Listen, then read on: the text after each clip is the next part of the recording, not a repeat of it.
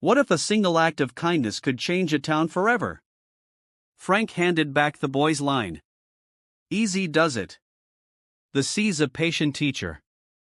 Suddenly, music thundered. Frank turned, a yacht stormed through. Hey, watch it. Wood cracked. Water surged. Frank clutched the flag from the waves as voices jeered. Just retire, old man. But by dawn, 6 Navy ships lined the harbor. Admiral Grant's voice cut through the hush. Chief Mallister, today we honor you. Frank faced the crowd, flag over his heart, as sailors snapped to salute. Could one man's quiet dignity rewrite the rules of respect? Frank Mallister rose before dawn, just as he had for decades. At 74, his knees ached and his back reminded him of every year he'd lived, but his hands were still steady, his mind still sharp.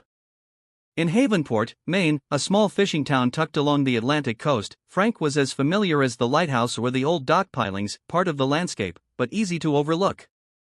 His modest white cottage sat on a rise above the harbor, a short walk down a gravel path to the water. The front porch had a rocking chair, a faded doormat, and a flagpole where the American flag always flew, rain or shine. That flag had meaning. Frank had been a Navy man, serving during the Korean War. He didn't speak much about those years, but the habits they shaped never left him. Up early, work with your hands, respect the sea. On this particular morning, Frank moved through his routine without hurry. Coffee in the thermos, bait bucket ready, old cap pulled down over his thinning hair. As he reached the docks, the air was crisp with the bite of salt and morning mist. The world felt hushed, as if holding its breath. Near the bait shack, he spotted young Tommy Martin struggling with a fishing line, his small hands fumbling with a stubborn knot. "Morning, Tommy," Frank called out, voice gravelly but kind. "Looks like that line's got you beat." Tommy turned, cheeks red. "Yeah, Mr. Frank. I just can't get it." Frank crouched beside him, withered fingers moving with practiced ease.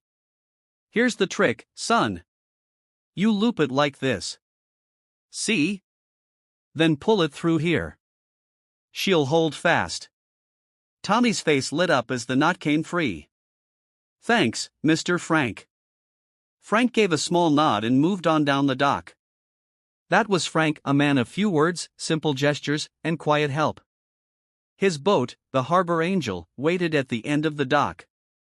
She wasn't much to look at, faded paint, weathered wood, but every inch of her was built by Frank's own hands. After the war, when his head was full of noise he couldn't quiet, the boat gave him something steady to hold on to. She wasn't just a vessel. She was his peace. Frank climbed aboard, checked his traps, and prepared to push off. As the sun cracked the horizon, painting the sky in pink and gold, he let the familiar peace settle over him. The water lapped gently at the hull. The world, for a moment, was right, but moments like that don't always last. A low rumble reached his ears, a vibration beneath his feet. Frank turned, frowning, scanning the water. Around the bend came Silver Arrow, the newest and flashiest yacht in Havenport. She gleamed like a spaceship cutting through the harbor, as if it belonged to her. On the upper deck, a crowd of young people laughed, music thumping, champagne glasses flashing in the morning sun. Frank's stomach tightened. He'd seen that yacht before. Eli Grayson's, the tech billionaire who'd recently bought up the biggest beachfront property in town. Grayson was the talk of Havenport, rich, young, reckless. Locals grumbled that the town was changing, turning into a playground for the wealthy. Frank usually paid it no mind, but today it was headed straight for him. Frank raised his arms, waving both hands. "Hey, watch it!" he called, his voice lost in the roar of engines and music. The Harbor Angel bobbed helplessly in the waves, kicked up by the yacht.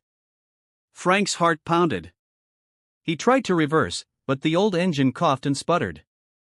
His fingers tightened on the wheel. The yacht showed no sign of slowing. With a sickening crack, steel met wood. Frank was thrown sideways as the Silver Arrow sliced through the stern of his boat. He scrambled, leaping for the dock just as his boat splintered beneath him. The American flag he'd flown on the stern every day for 40 years tore free, tumbling into the churning sea. On the deck above, a voice called out, light with laughter.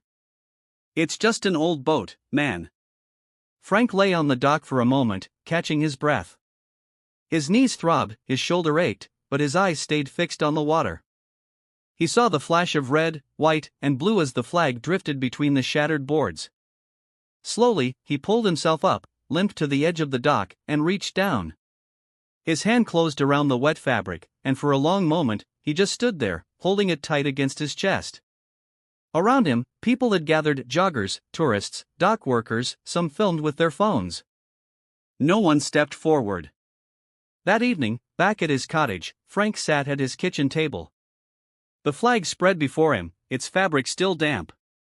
His grandson, David, had driven in from Boston after hearing the news. "You have to do something, Grandpa," David said, pacing the small room. "This guy just ran you over like you're nothing. We should call a lawyer, the media, whatever it takes." Frank looked down at the flag, running a callous thumb over the stars. "It's just a boat, David." "But you built that boat." Frank's voice was quiet, almost a whisper. "It mattered to me." Outside, the Silver Arrow glittered under party lights, music still drifting over the water. Frank turned off the lamp, watching the last glow fade from the harbor, and wondered what kind of world he was waking up to in the morning. The next morning, Havenport stirred to life under a pale, cloud-streaked sky. Lobster boats pushed off from the docks, tourists with coffee cups strolled the waterfront, and seagulls screeched overhead. From the outside, it was an ordinary day. But for Frank Mallister, the world felt hollow. He stood on his porch, coffee cooling in his hands, his eyes fixed on the empty slip where the harbor angel had once floated. 40 years of work, memory, and quiet comfort gone in the snap of a yacht's wake and the careless laughter of strangers. He barely noticed David pull up in his car, the tires crunching on gravel. His grandson stepped out, phone in hand, brows furrowed. "Grandpa," David said, walking up the steps. "Have you seen this?" Frank shook his head without looking. David held up his phone. On the screen played a shaky video, the moment of impact, Frank's frantic wave, the harbor angel shattering like matchsticks. And finally, Frank kneeling on the dock, pulling his wet flag from the sea. The title read, "Old Man Loses Boat to Yacht." LOL. It's everywhere. Grandpa, TikTok, Facebook, Twitter. People are laughing at you. David's voice was tight with frustration. "Look at these comments. Should have retired the boat years ago. Boomer wreck. Who let Grandpa near the water? It's disgusting." Frank gave a slow shrug. "It's just noise, David. Let it pass."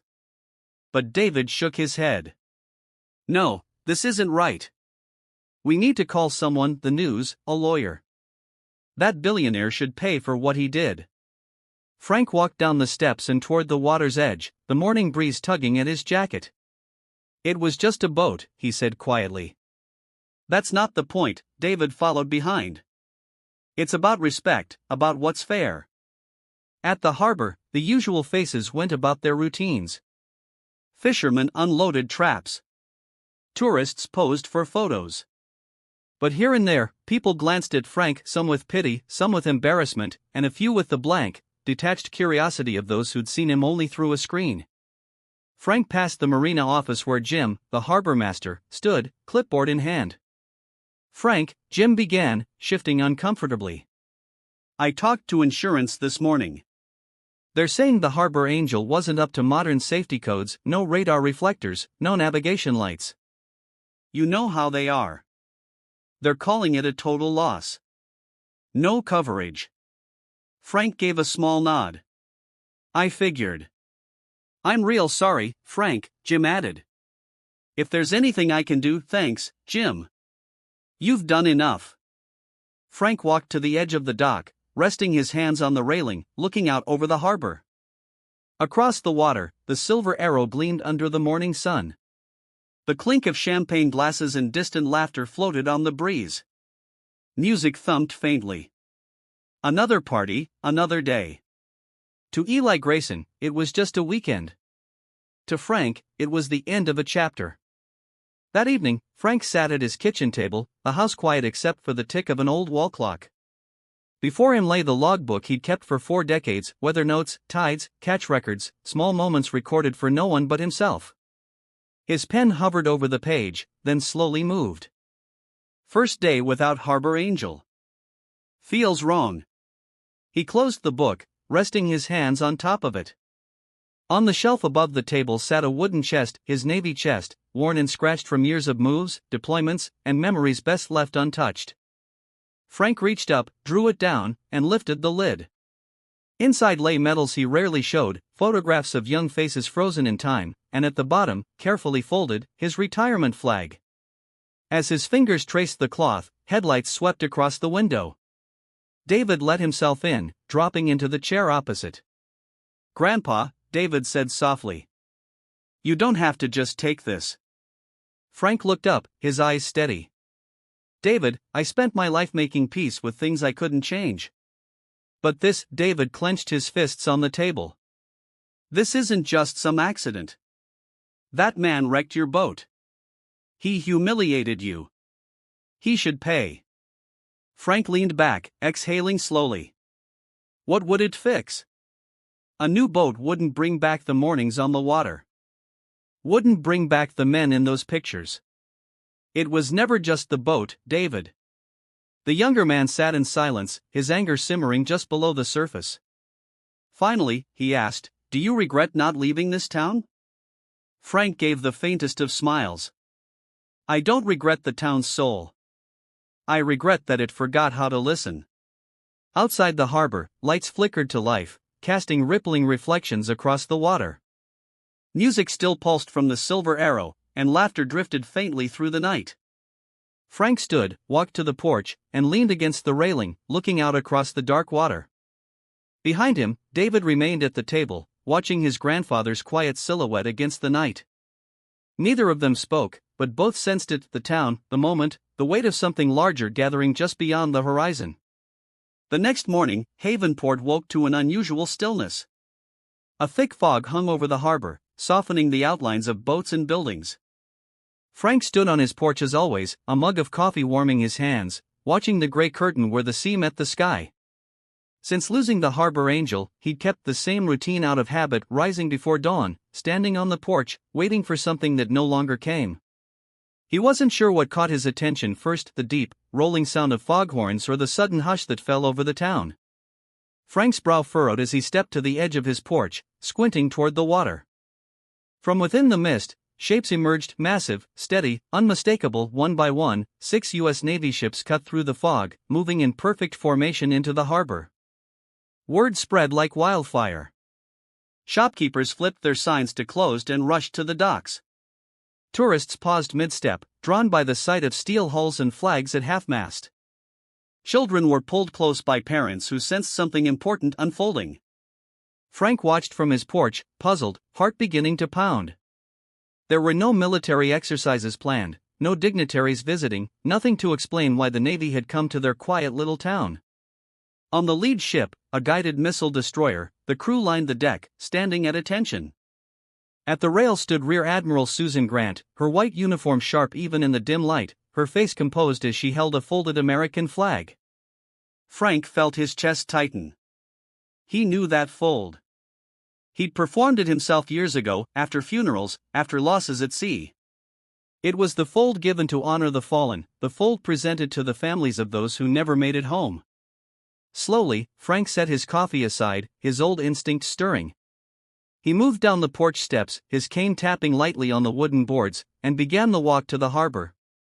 The crowd parted without a word, letting him pass, their eyes following him as realization rippled through them.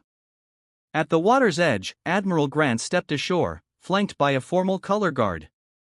The sailors on all 6 vessels remained at attention, their gazes fixed on the shore. "Chief Petty Officer Mallister," the admiral called, her voice steady and clear across the still harbor. "Permission to come ashore and render honors." Frank stopped, shoulders pulling back, the years falling away in a heartbeat. He raised a hand in a crisp salute. "Permission granted, Admiral." The admiral and her guard approached, the sound of their footsteps sharp against the old wooden dock. She stopped before Frank, presenting the folded flag with both hands. Chief Mallister, she said, addressing not only Frank, but the watching crowd. 43 years ago, you saved the lives of over 100 sailors aboard the USS Providence when a coolant line ruptured during a storm. You refused commendations. You asked only that your brothers be remembered. A murmur moved through the onlookers. Faces turned toward Frank, seeing him not just as the old fisherman on the docks, but as something more, a man they'd overlooked, a hero hidden in plain sight. Yesterday, the admiral continued, your vessel, the Harbor Angel, was destroyed. No assistance was offered. No respect was shown. Today, the United States Navy has come to acknowledge that your service did not end when you left uniform, and that your sacrifice has not gone unnoticed. The crowd was silent, a stillness more profound than any Frank had ever known in Havenport. Even from across the water, the Silver Arrow had gone quiet. Its passengers gathered at the rail, watching in uneasy silence. A young sailor stepped forward, carrying a polished wooden plaque. He handed it to Frank with a respectful bow. Frank's fingers brushed the brass plate, reading the inscription, for the man who kept the sea safe even after service, the United States Navy does not forget its own. For a moment, Frank could only stare at the plaque, the flag, the admiral before him, his throat tightened as he cleared it softly. Thank you, Admiral. Admiral Grant offered a small, solemn nod. We heard about what happened, she said in a quieter voice, from your grandson. He reached out to the Navy Alumni Association. Frank glanced back and spotted David near the crowd, eyes bright, a faint smile on his face. Frank's chest tightened again, though this time it wasn't pain, but something warmer. The Admiral's voice softened even further. You should have called us, Chief. Frank gave a slight, tired smile. Didn't think it was your problem, ma'am. It was never just a boat, she replied gently. And you were never just a sailor. As the color guard raised their flags, as the sailors aboard the ship snapped to salute, as the townspeople lowered their phones and raised their heads, Frank stood at the center of it all. An old man made visible, his life's quiet service finally honored. For the first time in years, the docks of Havenport were quiet. The Navy ships, with flags still at half-mast, remained anchored in a solemn line across the harbor. Families stood shoulder to shoulder. Old fishermen pulled off their caps. And even the tourists had set down their cameras. Frank Mallister remained near the water's edge, the folded flag pressed to his chest, the plaque cradled carefully in his arm. For a moment, no one approached him. People simply watched, unsure how to bridge the gap between a man they'd known only as the old fisherman and the hero now standing before them. Then a voice broke the stillness. Mr. McAllister. Frank turned to see the harbor master, Jim, stepping forward, his cap in hand. Frank, we'd like you to have a permanent slip at the marina, free of charge, for any vessel you choose. Jim's voice caught slightly as he added, we should have seen you better, friend. Frank gave a small nod. Thank you, Jim. Others came forward, the bakery owner, the bait shop clerk, fishermen from both ends of the harbor. One by one, they extended hands, words, small offers of help. Kids clustered at the edge of the dock, wide-eyed, watching as if Frank had stepped out of one of the history books they barely paid attention to in school. David made his way through the crowd, coming to stand beside his grandfather. Told you it mattered, he murmured. Frank didn't answer right away. His eyes swept across the faces around him, then out over the water, where the Silver Arrow still floated, an island of awkward stillness amid the growing murmur on shore. And then, to Frank's surprise, Eli Grayson himself appeared at the dock. Gone was the confident swagger, the easy grin. Eli approached slowly, hands jammed into the pockets of his designer jeans, his sunglasses pushed up on his head. Alone for once, no entourage, no music, no champagne glass in hand. Mallister, Eli began, voice quiet. I came to apologize. The crowd hushed. Frank regarded the younger man steadily, saying nothing. I didn't know, Eli continued. Didn't know about your service. Didn't know what that boat meant. I acted like a complete, he exhaled sharply, searching for the right word. Fool. Frank tilted his head slightly. A man learns best when the lesson's hard. Eli gave a rueful half-smile. Yeah, well, I brought this. He held out a slim envelope. It's a blank check. Whatever you think is fair to cover the boat, the loss, all of it. Just say the number. Frank looked at the envelope, but didn't reach for it. Money won't rebuild what was lost. Eli's shoulders slumped slightly. Then tell me what will. Please. For a moment, Frank said nothing. Then he turned, glancing at the dock where he used to tie up the harbor angel. His voice, when it came, was quiet but firm. There's a bench down by the point, Frank said. Wood's rotted through. Replace it. Put a plaque on it. 3 words. His gaze returned to Eli. Remember the quiet? Eli frowned, confused. That's all. That's all. By the next morning, Eli Grayson was at the point with a work crew, sleeves rolled up, helping remove the old bench.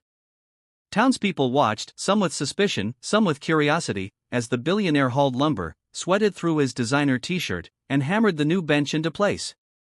A small bronze plaque was set in the center, its lettering simple and unadorned, "Remember the quiet." Word spread quickly. Reporters came. News vans rolled in. The story went national. Veteran declines fortune, asks for memorial bench.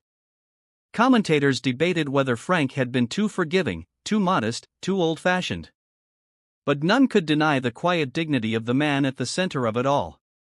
Frank returned to his usual spot at the dock, and something in Havenport shifted. Fishermen who had been pushed to the margins by the influx of luxury boats were greeted with new respect. Tourists paused at the bench to read the inscription and ask about the man who had inspired it. And the children, perhaps the most surprising of all, began gathering at the dock after school, drawn to Frank's stories, his knots, and his patient guidance. On a cool afternoon 1 week later, Frank sat on the new bench, a length of rope in hand, showing 3 boys and a girl how to tie a bowline. Been saving sailors since Columbus, he said as he guided their small fingers through the loops. A girl with dark hair, in a thoughtful expression, looked up at him. "Mr. Frank, are you angry at the man who broke your boat?" Frank paused, the rope resting in his lap. He considered the question carefully. "No," he said at last. "If not for him, none of you would be sitting here right now." The children exchanged thoughtful glances, understanding in a way only children can. Frank leaned back, watching the harbor as the sun dipped low, the water gleaming gold, and for the first time in many days, a faint smile tugged at the corners of his mouth. 1 week later, the harbor was alive with the familiar sounds of gulls calling, waves slapping against the docks, and the chatter of townsfolk going about their day. Frank Mallister sat quietly on the new bench overlooking his old mooring spot. The words "Remember the quiet" gleamed softly on the plaque. His hands moved over a length of rope, showing a group of children how to tie a proper clove hitch. "Not too tight, not too loose," Frank said, his fingers guiding theirs. "You want to hold, but you also want to respect the rope." The children leaned in, wide-eyed and focused, absorbing every word. Parents watched nearby, smiling, grateful for the unexpected bond their kids had formed with the old sailor on the dock. As the afternoon sun dipped lower, Frank's grandson, David, appeared at the end of the dock, a curious expression on his face. "Grandpa," David called, a grin tugging at his mouth. "Come with me. We've got something for you." Frank raised an eyebrow. "Oh, what kind of trouble have you cooked up now?" David chuckled. "Just come." With a little help from David, Frank rose from the bench and followed him down the dock. The children trailed after them, whispering and giggling as if in on a secret. As they reached the marina's edge, Frank stopped short. Out on the water, slowly approaching the dock, was a newly built wooden boat, sleek, polished, and unmistakably familiar. The lines, the curves, the craftsmanship, it was the Harbor Angel reborn. Frank's breath caught in his throat. "She's not exactly the same," David said quietly. "But we found your old plans in the shed." The local boat builders pitched in, the veterans groups donated materials, and some of the Navy guys even came back to help. "We added a few modern touches, radar, lights, you know." "But it's your boat, Grandpa."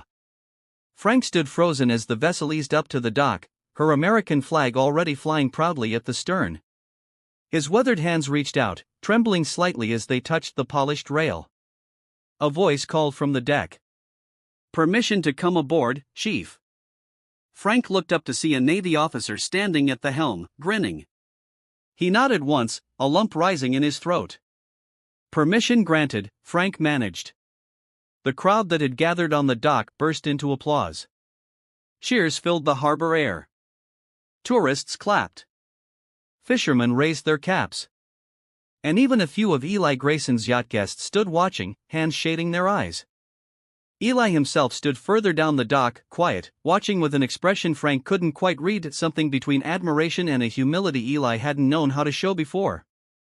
Frank stepped aboard slowly, his hand trailing along the rail, his feet finding their place on the familiar deck. He closed his eyes for a moment, listening to the gentle creak of the wood, the whisper of the water. For the first time since the crash, the empty space in his chest began to feel whole again. David climbed aboard after him, grinning. "We couldn't let you stay on land forever, Grandpa," he said. Frank chuckled softly. "No, I suppose you couldn't." That evening, as the sun slipped behind the horizon, Frank took the Harbor Angel out for her first sail. Families gathered on the dock to watch, the children waving enthusiastically as the little boat moved gracefully through the water. David stood at the end of the dock, his arm draped over Eli's shoulder, an unexpected friendship growing between two men from very different worlds. As Frank sailed past the bench on the point, he caught sight of the bronze plaque shining in the last light of day. He smiled softly, adjusting the tiller with one hand, the other resting briefly on the flag flying at the stern. From the shore, a young father crouched beside his daughter, pointing toward the boat. "See that man," he told her. "He's the reason we have this bench and that boat. It's more than just wood and sails. It's a piece of this town." The little girl squinted into the fading light. "Is he a hero, Daddy?" The father smiled. "Yes, sweetheart, he is." Frank turned his gaze toward the open water, the stars beginning to prick the darkening sky above him. The breeze filled the sails, the boat leaning gently into the wind. Alone at the helm, Frank let out a long breath, his heart full, his mind at peace. He had never asked to be remembered. But now, at last, he was, not as a man who once served, but as a man who never stopped. As Frank guided the Harbor Angel back to shore under the starlit sky, his journey wasn't just about reclaiming a boat. It was about reclaiming dignity, belonging, and the quiet strength that so often goes unnoticed. In today's fast-moving world where fame can be fleeting and respect is too often tied to wealth or status, Frank's story reminds us that true character isn't loud. It's found in the small, steady actions that shape a lifetime in loyalty, sacrifice, humility, and service. For many older Americans, watching Frank's experience may echo their own, a feeling of being overlooked in a society obsessed with youth and speed. But Frank shows us that one voice, one quiet life, can still touch an entire town and even a nation when people pause to truly see. Now, we want to hear from you. Do you know someone in your life, maybe a veteran, a grandparent, a neighbor, whose quiet acts have left a mark? Share their story in the comments below. What lessons do you think today's generation can learn from people like Frank? Thank you for spending time with us and for honoring this story. If it touched your heart, please give this video a like. Subscribe to our channel and hit the notification bell so you won't miss the next story we bring to life. Let's keep these important conversations going across generations because respect, gratitude, and human connection are timeless. We can't wait to read your comments. See you in the next story. Final note by Courageous Voices: thank you for joining us on this journey of courage and compassion.